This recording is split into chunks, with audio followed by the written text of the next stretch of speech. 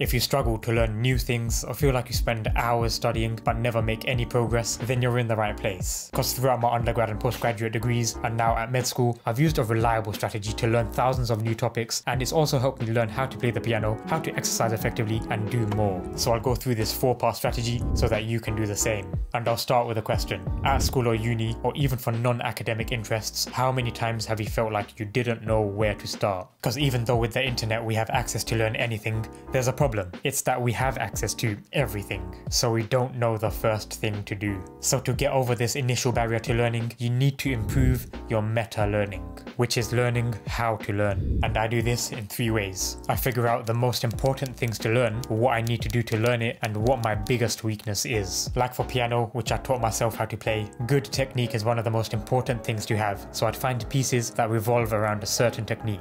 And usually I go for techniques that I'm not good at, so I learn pieces that targets them. And this works for studying. Like if you study maths, the most important thing is to solve problems. So you should focus on practicing questions for a specific topic to understand the working out and see where you go wrong. This is more effective than just reading text or practicing one question on a topic and moving on. And your biggest weakness might be the most important thing to start on, but other times it might just be something you're interested in. Just take the time to plan this out so that you have a clear idea of your first step. So now that we know how to get started, how do we make the learning process as effective as possible? So I have a short and personal story to emphasize the solution. Last week on my way to Oxford, a Japanese couple sat next to me on the train, and I noticed their Pokemon plush. And understandingly to their surprise, I spoke to them in Japanese, asking them where they got it from. And then we started talking about how their holiday's been going. And even though the conversation lasted maybe 10 minutes, I learned more about how real Japanese is spoken there compared with what I learned in days or weeks from reading books. And what this demonstrated for effective learning was the importance of immersion.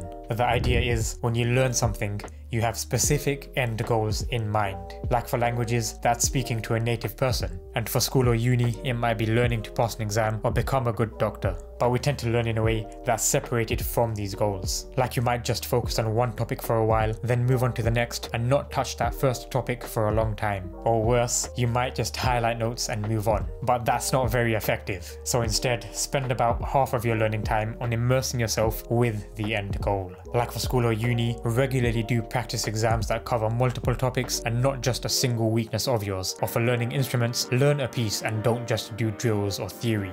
This is where you'll get a lot of progress, since it helps you see the bigger picture, and that helps you find your weaknesses. And that nicely feeds back to the first part of this strategy. And before the next part of this strategy, something that can provide this immersion for almost anything you want to learn is our quick sponsor of this video, Skillshare, the largest online learning community with thousands of classes led by experts covering productivity, computer science, marketing, and more. I've been a member of Skillshare for a while, and it's been my main source for learning how to make these videos. Because I learned the theory for video editing from experts like MKBHD and Ali Abdaal. And the practical knowledge I gained from these classes meant that I could put into practice what I learned straight away and get feedback from the community. And there's something for everyone, because Skillshare has designated learning paths. And those are a series of classes handpicked by Skillshare so they can develop your understanding of a subject and go from a beginner to a pro. And they take away the problem of not knowing where to start or what to learn. Like the Creative Productivity Learning Path has experts like Ali Abdaal and Thomas Frank, and it's taught me how to build healthy habits that made it possible for me to study and still make time for YouTube. So this new year, invest in yourself by starting a learning journey on Skillshare. The first 500 to use my link in the description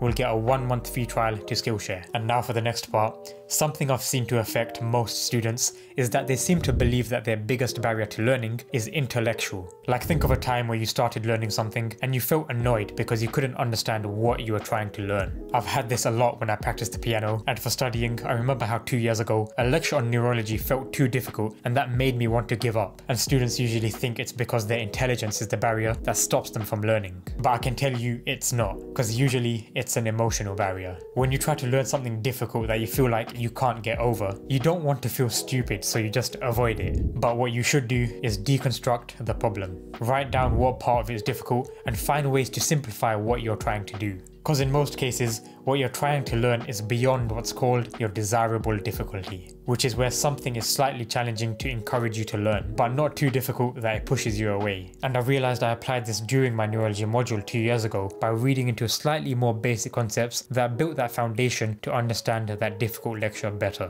Or even with piano, if I struggle with a piece, I don't give in to the frustration. I figure out exactly where I go wrong and take the steps to slowly correct myself to get the right technique. Because there's almost always something to bridge the gap for something difficult. You just have to take that step back to note down what that something is. It's going to help you solve the guaranteed problems you're going to have as your learning gets harder. So now we can make learning effective and overcome barriers, but how can we maintain learning consistently? There's 2 parts to this, and the second makes learning a lot more enjoyable. So there's something I've been doing with piano and studying that I didn't know until recently is backed by research. And it's that when I play the piano, I tend to practice 2 pieces in an hour-long session, alternating between the 2 about every 15 minutes. Because I found that when I took a break from one piece and got back to it after, I genuinely just had a better ability to play that one piece even though I didn't play it in those 15 minutes. And research calls this the gap or space learning effect, where every random few minutes, taking a short pause for even 10 seconds helps create repetitions in your brain that strengthens what you just learned, similar to sleep.